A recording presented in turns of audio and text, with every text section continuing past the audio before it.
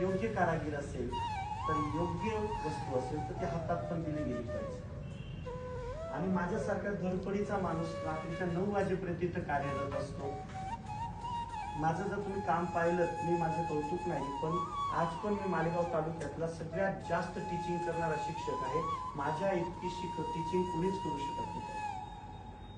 मी जेवढ्या होर्स काम करतो, मी 13 तास काम करतो इथं, 13 तास या स्टेजवर उभा असतो.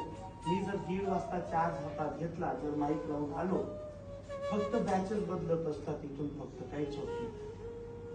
मी कंप्लीट 8:30 वाजता बाहेर येतो.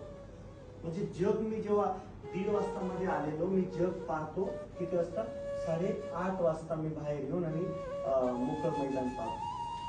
मग माझ्यासारखा जर कारागीर तुमच्याकडे असेल तर मला वाटतं की त्या सोन्याला आपण आज दाखल केला पाहिजे.